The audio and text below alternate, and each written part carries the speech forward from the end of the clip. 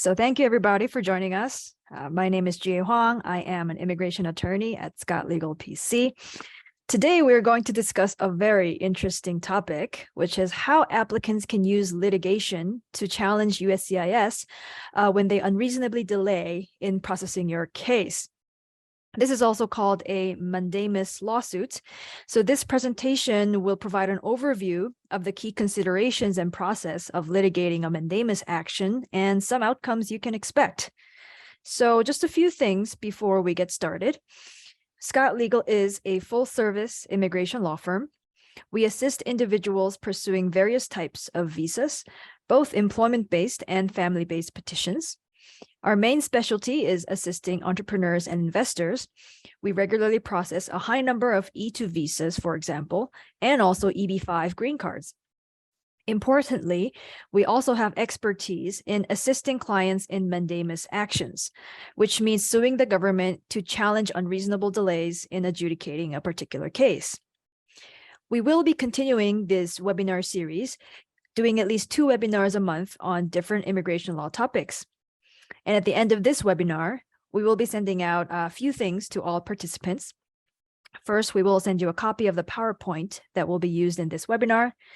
Second, we will send you a link to where you can sign up for the additional webinars that are coming up in the future, and also a link to this webinar as it will be recorded.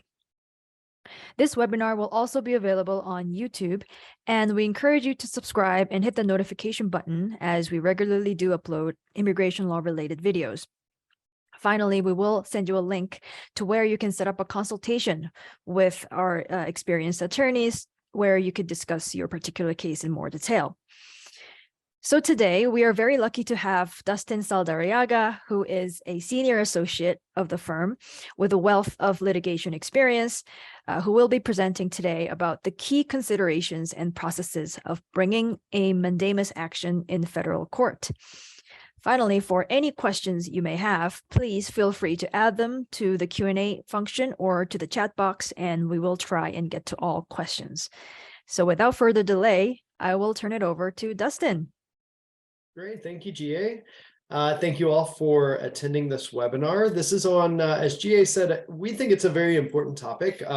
If you're attending, you obviously do as well. Basically, what you can do in the face of the government taking a very long time to decide your application. And as anyone who has followed the processing times at either consulates or at USCIS, you are well aware that what used to take the government 4 months to do is now taking a year, possibly 2 years, in some cases as many as 5 years for the government to perform some of these actions that in the past only took months. And fortunately, you do have options, and that is really a fundamental message from today's presentation, is that many times people who file an application with the government think that they really don't have any options, and they're really just at the mercy of the government. But the way that the US government works is that there are checks and balances. And when a government agency like USCIS or the Department of State doesn't do its job, there is the option to ask a federal judge to take action and look at the situation and decide whether it actually is fair or not, and whether that judge is willing to force the government to act, which oftentimes they are.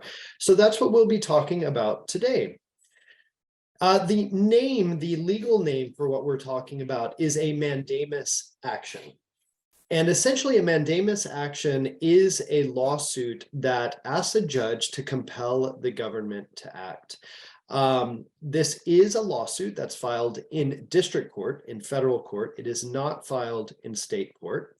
And importantly, a mandamus action does not tell the government how to act. So in other words, the judge is not telling the government to approve an application. What they're telling the government is that the government has an obligation to do something. So they can't just sit on an application and not act, that they actually have an obligation to perform an action. And that obligation is usually defined in law, and law in the United States is typically passed by Congress. So what's really interesting about mandamus actions for anyone who has an interest in the United States Constitution is that essentially what we're doing here is we are telling an agency of the United States, which is an executive branch, that they are required to do something by Congress, that Congress has passed a law that obligates the executive to do something. And when the executive isn't doing that thing, we ask a judge, the third branch of government, the judiciary, to step in and tell the executive branch, you have to do this. So the result of a mandamus action could be that the government approves the application. It could be that the government denies the application, or they request additional information. So again, a mandamus action doesn't compel the government to reach a specific decision, only that it needs to reach a decision, and that could be approved, denied, or request additional information. Now, a mandamus action can be filed against really any government entity, really any government agency. So that could be USCIS, that could be a consulate, it could be, you know, the FBI, it could be really any agency that has a duty to act. And that means that you could file a mandamus action if you have a pending immigrant application, an application for a green card, an application to adjust status, an application for a non-immigrant visa, or even an application for another type of benefit that could be work authorization, for example. And all mandamus actions in the immigration context, they tend to look somewhat similar, but for purposes of this presentation, you'll notice that I refer to forms I-526 and I-829. And what those are essentially EB-5 applications. The EB-5 is a green card option for investors. Don't get the idea that this is only limited to EB-5 applications. I only refer to those because they are fairly common, and they're, you know, it's easier to visualize the process by referring to those cases. So what makes a strong mandamus case? When are you really kind of eligible to file one? You can file at any time. However, you do want to make sure you have a strong case when you file, because you don't want to file, obviously, a lawsuit and then the judge dismiss the case. So what makes a strong mandamus case? First of all, your delay, the delay you've experienced, needs to be unreasonable. That's at the core of this, is that we are arguing to a judge that the government's delay has been unreasonable. An unreasonable delay really does depend on what you're applying for. An unreasonable delay might look different if you're applying for work authorization versus a green card application. One of the things we would look at is what the government says is reasonable. And USCIS, for example, does publish estimated processing times. So if you Google right now, excuse me, estimated processing time, USCIS, I-526, which is the application for an EB-5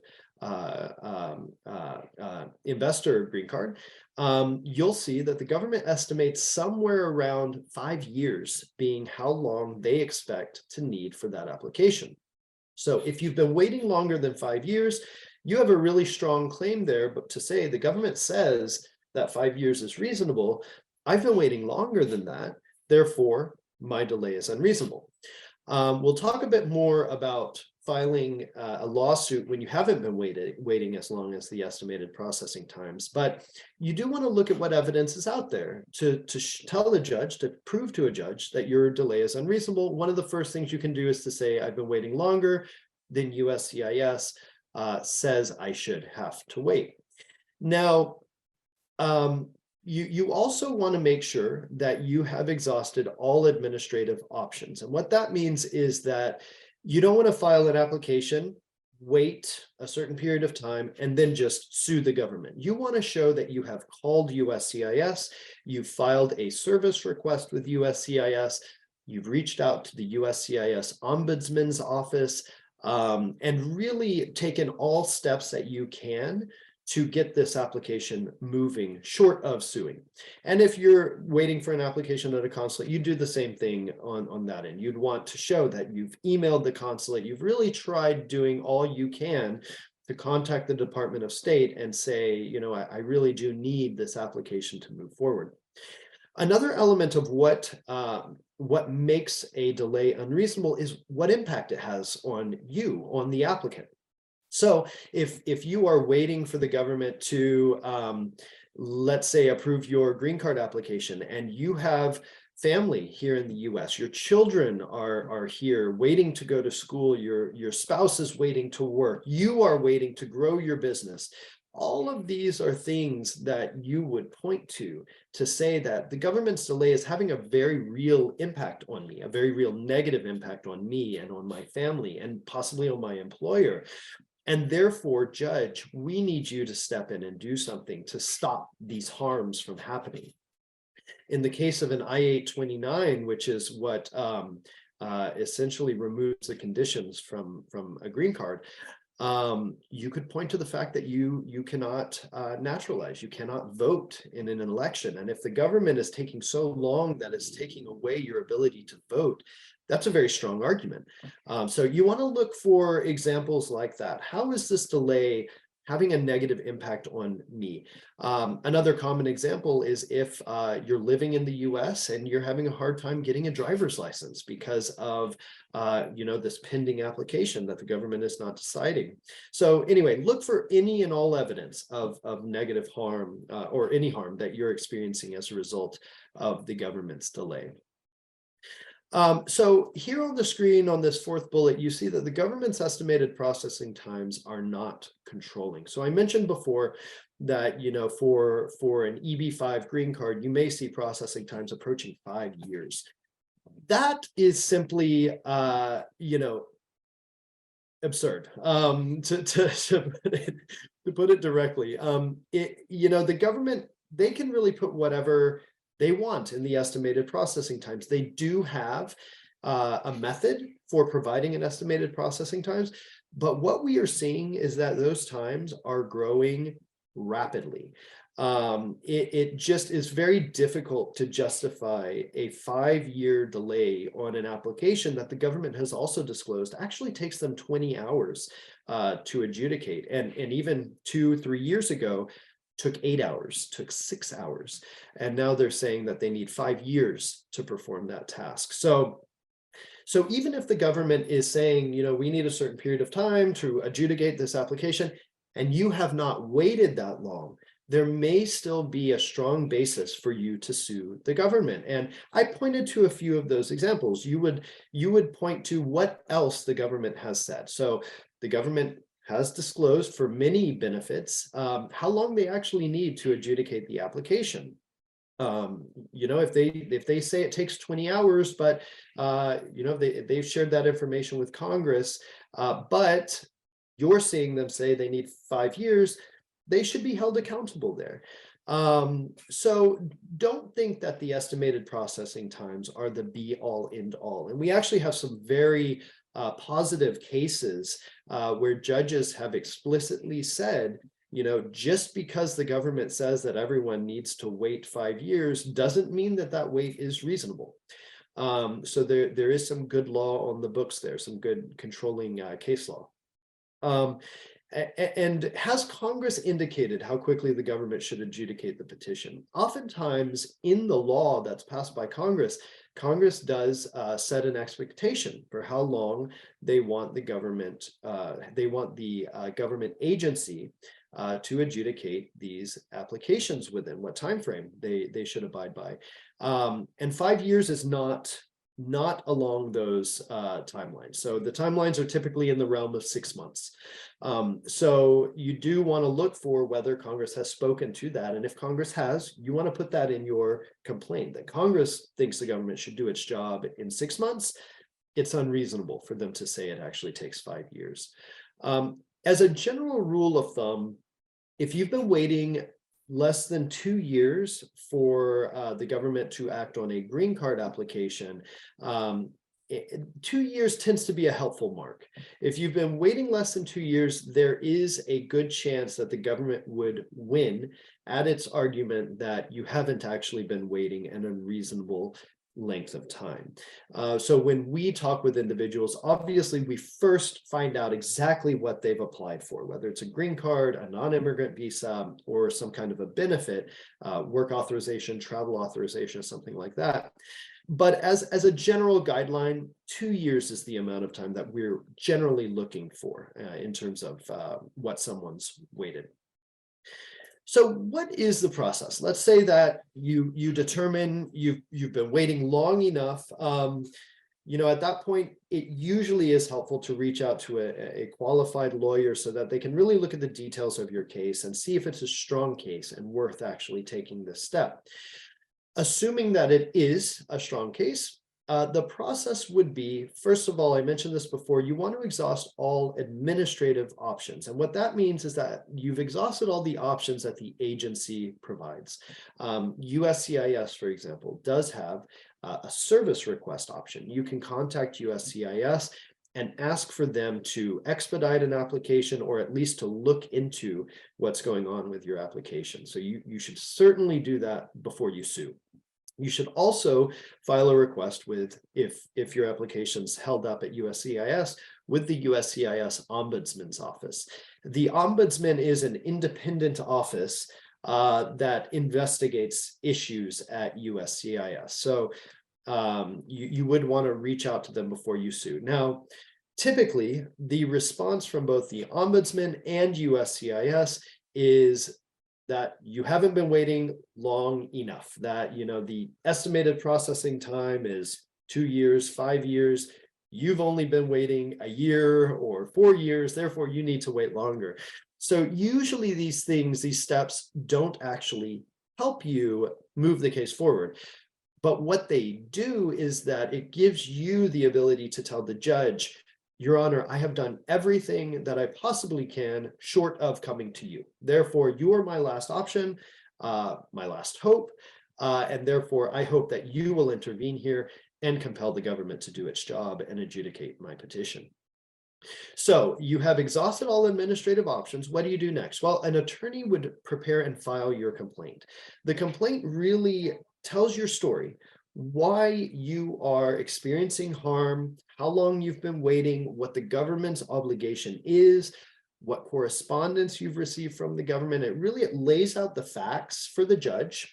It also lays out the law and why the government is obligated to act. And usually the law that we would point to is the Mandamus statute, which empowers district courts to compel the government to act when they have an obligation to do so. We also would point to the Administrative Procedure Act, which is a law that essentially binds government agencies, which would include the Department of Homeland Security, USCIS, the Department of State, and other departments. So the Administrative Procedure Act also has a provision that requires that the government not cause an undue delay in its procedures, and that it actually perform the tasks that it's obligated to perform. Once you have filed your complaint with the court, you would then serve the complaint as well as the summons on the defendants. So who do you sue? Who are the defendants? The defendants are typically the government agency that's responsible for the application. So in the case of an EB-5 application, you would sue USCIS, you would sue the Secretary of Homeland Security, which oversees USCIS. You might sue the local service center that's overseeing the application.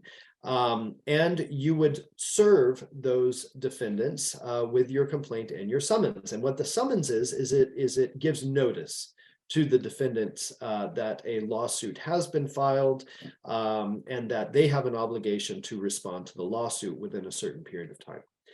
So how long do they have to respond? They have 60 days. The government has 60 days to respond to a lawsuit.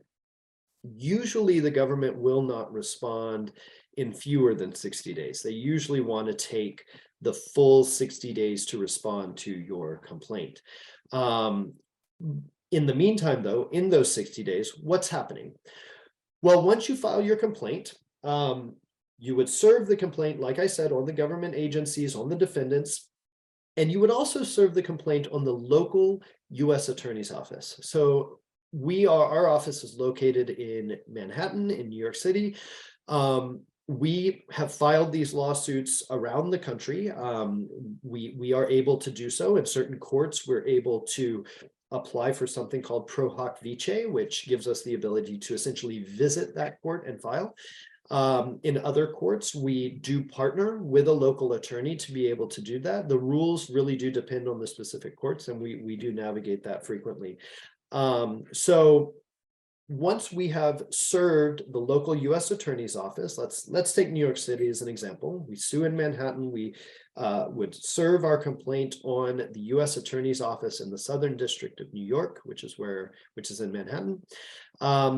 That complaint will be assigned to an assistant U.S. attorney who works at the U.S. Attorney's Office. That actually is generally a huge benefit. And here's the reason why. What an assistant U.S. attorney is likely to do within that 60-day period that they have to respond to the complaint is contact USCIS, contact their client, the government agency. And their first question is probably going to be, who has this application been assigned to? That is a piece of information that the public at large can't really get. It's usually very difficult for a person who's just submitted a visa application or submitted an application years ago to find out who is assigned to decide the application.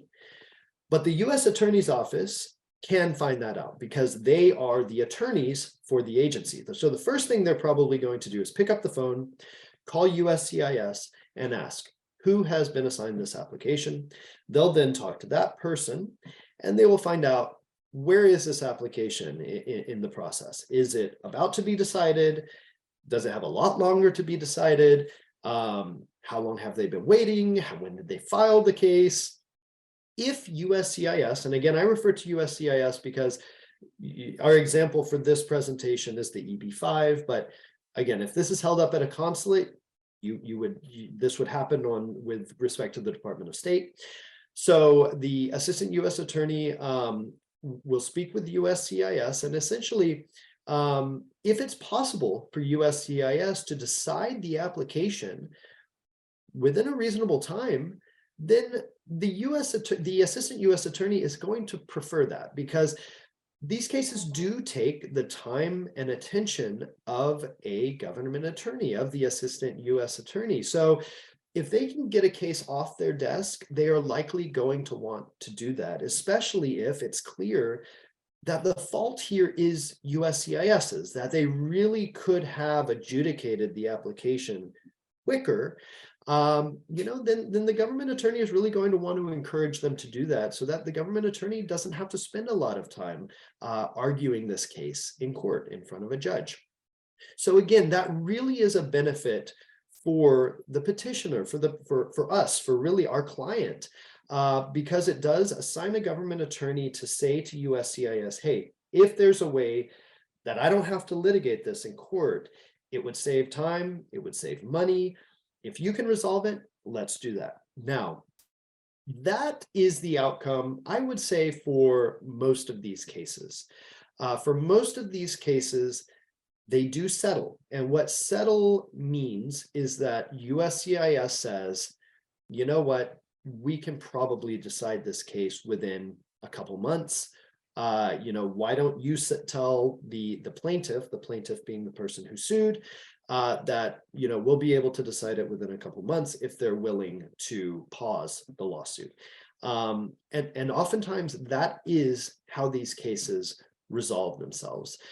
Now, they don't always resolve themselves with settlement, and you see there that bullet, settle or litigate. So if you haven't been waiting a long time, if you decided to sue within that 2-year period before waiting 2 years, if there are aspects of your case that are complicated, for example, if it's being held up because of security concerns, because of something in your background, then the government might decide, you know what, we're going to argue this case in front of a judge. So if they do that, there are a few things that can happen. We'll talk about that in the next slide, what those pathways look like. And if they do end up litigating, they can always settle. Settlement is typically always on the table. But eventually, in certain cases, it might end up resting with the judge to decide. Those cases are very rare. Usually the government either settles or the judge will dismiss the case. And we'll talk about that in the next slide. But in the end, the decision does rest with the judge. So how does the government respond? I already described settlement. Again, settlement means that USCIS or the Department of State decides, you know what, we can adjudicate this application within a reasonable time. We can, we want to moot the lawsuit, so we will adjudicate the petition. And again, they can do that at any time. They can decide, they can propose settlement. Or if they decide to litigate, what that often means is to litigate, there are a number of opportunities for the government to essentially argue to the judge that the case should be dismissed or should be found in favor of the government. The earliest opportunity is through what's called a motion to dismiss. So if USCIS, for example, were to say to the assistant U.S. attorney, we are not going to adjudicate any EB-5 applications that have been pending less than 3 years. USCIS as the client can tell their attorney that. And if they tell their attorney that, then the attorney would say to us, we're not settling. We're actually going to fight this. And their first step would likely be to file a motion to dismiss. A motion to dismiss essentially argues to the judge that even if all of the arguments we have made, that our client has made in the complaint, even if all those arguments are true, we still don't have a case.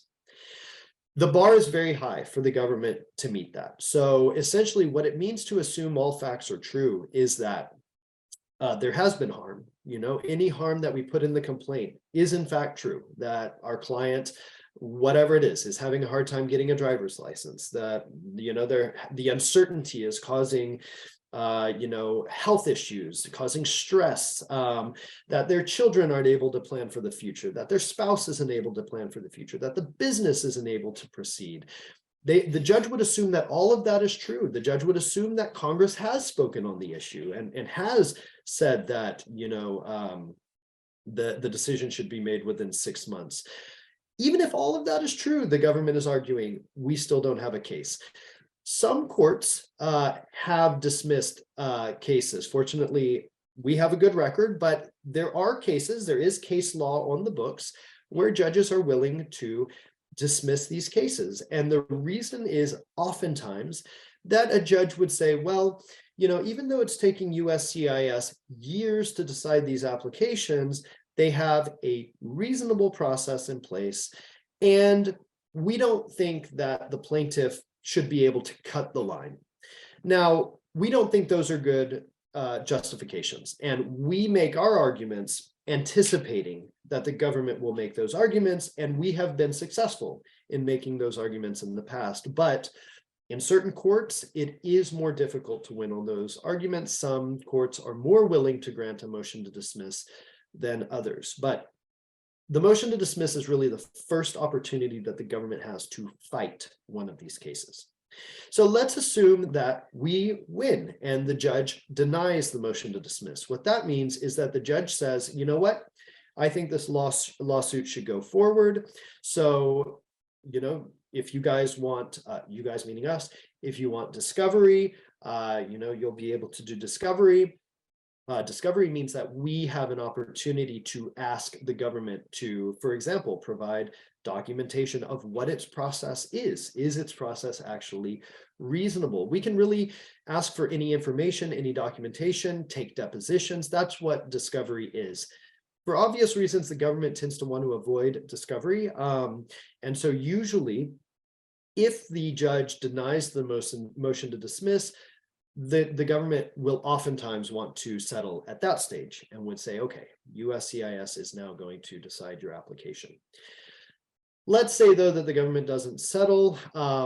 They would then likely file a motion for summary judgment. And what that is it actually gives the judge the opportunity to not assume that all of the facts we have alleged are true. The judge would actually go into, the foundation of the allegations we're making and would ask, is it true that the plaintiff is experiencing harm? Let's actually question that. Let's actually question whether the government has a reasonable process in place. What arguments have they made?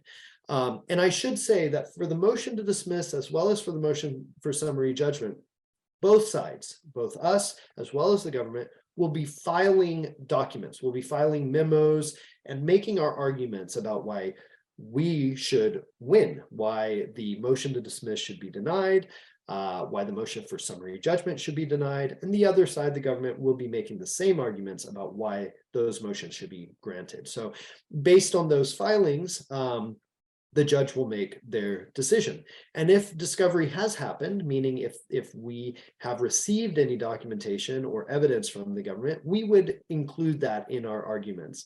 And if the government were to do discovery, they would include that as well. I should say discovery in these cases is very rare because they're really typically, first of all, the government doesn't usually want to engage in discovery for obvious reasons. And usually the documentation is minimal. All that's been filed is a petition, is the application for the benefit. So there's usually not a ton of documentation in these cases. For the case to proceed after a motion for summary judgment is very rare. If the judge does grant the motion, then the case would end at that point. And if that motion is denied, then the plaintiff, then the applicant would win at that stage. So let's turn to some common questions. A number of these we've already touched on, and I'll take this opportunity to say, if you do have, for any of the participants, if you do have any questions, feel free to send them in using either the chat box or the question and answer box, as GA mentioned at the start. Some common questions. Can I file a mandamus action to compel the government to approve my application? The answer is no. A mandamus action is not the tool you would use for that. A mandamus action, again, only compels the government to act. It doesn't tell the government how to act, whether that be to approve an application. If your application has been denied, you can sue the government to challenge that. In most cases, it would not be through a mandamus action, though. So you would actually need to get into usually the Administrative Procedure Act, and you'd have to look at whether the government actually followed the right procedures and considered the evidence appropriately. And you'd make your argument to challenge the denial based on that. That would not be a mandamus action. A mandamus action is really to compel the government to act. How much time must pass before the delay is unreasonable? As a general rule, 2 years is usually a helpful benchmark, but don't let that discourage you necessarily. If you've been waiting a shorter period of time and you've really experienced significant harm, if your family, let's say a loved one has a medical issue that they urgently need attended to, or if you have an immediate business need to come to the US, those are all factors that might make a shorter delay unreasonable. So it's worth talking with an attorney to figure out whether the amount of time that's passed is actually unreasonable given your circumstances. How long does it take for a mandamus action to be decided? So it really does depend on how the government responds to the lawsuit. If you file a complaint, the case has been pending a long time, the application, and really USCIS doesn't need much time to reach a decision, there's a high likelihood that that case will settle. And that could mean that you have a decision within usually 4 months of filing the complaint. 4 months because, again, once you file the complaint, the government has 60 days to even respond. And then once they respond, they're usually going to say USCIS needs 2 months to reach a decision. Will you agree to pause the lawsuit if we reach a decision in 2 months? So 2 + 2, that's 4 months. That's usually the fastest you are going to get action on a mandamus complaint. If the government decides to fight and file a motion to dismiss or a motion for summary judgment, those motions do tend to take months, because what the judge is going to do is say, okay, a motion to dismiss has been filed. Here's our calendar of next steps. Within a month, the government is going to file its memo explaining why that motion should be granted. And then 2 weeks later, we would have to file our opposition, and then the government would be able to file a reply to that. And then the judge is going to usually take a few months to read all those papers, the memos, and reach a decision. So a motion to dismiss could add another 6 months, possibly a year to the lawsuit. Same with a motion for summary judgment. So you start to see how these cases, it's impossible to know with any certainty exactly how they're going to go. But if you do have a strong case, that makes settlement look a lot more attractive to the government. And if they decide not to settle, we have a much easier task to argue against a motion to dismiss if the government takes that path. This next question is a very important one, and it's a common one that we get, which is, won't the government simply deny my application or retaliate against me if I sue them? You know, I think especially in many countries, the idea of suing the government that you're asking for a benefit from is a very risky proposition. In the United States, fortunately, our system of checks and balances, as well as just the protections that are built in and the workload, frankly, makes it extremely, extremely unlikely that the government is going to take negative action against an applicant because they've sued. We are not aware of any examples of retaliation being taken against someone who has sued. So again, no examples of that we are aware of. And I think there are a few reasons for that. First of all, if it were to come to light that the government is deliberately retaliating against an applicant for suing, that would be very negative for the government. It would arguably be an abuse of power. The government is supposed to reach decisions based on the underlying application, not because of a lawsuit to get the government to act on an application. But the other thing to keep in mind is just how the government works.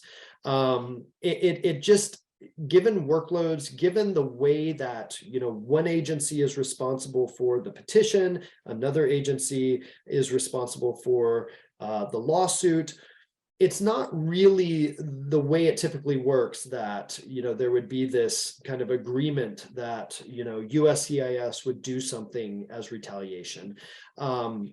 But again, I would go back to the fact that we just haven't seen retaliation happen. So in our experience, the risk of these lawsuits is very low, is extremely low when it comes to retaliation. Frankly, the larger risks of these lawsuits is simply the cost. It is not cheap to file one of these lawsuits. Usually, these lawsuits do cost in the realm of about $10,000, although they really can go up in price if the government fights. Because typically these are hourly cases. We would usually charge by the hour on these cases. Because if the government wants to draw it out, obviously it would require a lot more work to argue against that. The important thing to keep in mind, though, is that the plaintiff, meaning the applicant, always has the opportunity to withdraw the case. So, you know, if you say, you know what, I want to file the complaint and I want to fight this, and then it's just taking a long time, it's costing more than you thought it would, and it's taking more time, you can file to withdraw the case. Just, you know, our track record is not, you know, proof of future performance, but typically what we do see is that the government is willing to settle these cases, and it does make the lawsuit worthwhile for our clients. But again, there's always a possibility that the government will not respond that way, and I always have to add that disclaimer. Should I work with a lawyer if I decide to file a mandamus action against the government? We would recommend that you do work with a lawyer. Litigation is complicated. From just knowing the rules that apply to a specific court and a specific judge. Every judge tends to have their own rules, navigating those rules, being able to research the law, and being able to understand whether a case is a strong one that's worth paying the money and committing the time to really argue it in court. That's really something, a value that a lawyer brings to the table, is they are able to tell you if this really is an effort that's not worth committing to. Or on the other hand, really helping you work to create the strongest case possible, where ideally, you put your strongest foot forward and the government says this isn't worth fighting, let's settle it. And really lawyers should be in a position to help guide you through that. So that concludes our presentation. I'll now pass it off to GA in case we've received any questions. Yeah, thank you so much, Dustin. That was incredibly informative. Let us briefly look at the Q&A box and the chat box. I do not see any at this moment. Yeah, but again, if anyone has any questions, and this video will also be on YouTube, so if anyone who is watching has questions, please do feel free to reach out to us for a consultation. We would love to talk about your case. All right, well, thank you so much, everyone, for joining us this afternoon. And Dustin, thank you so much for sharing your insights. And yes, we will end here. Thank you. Thanks so much.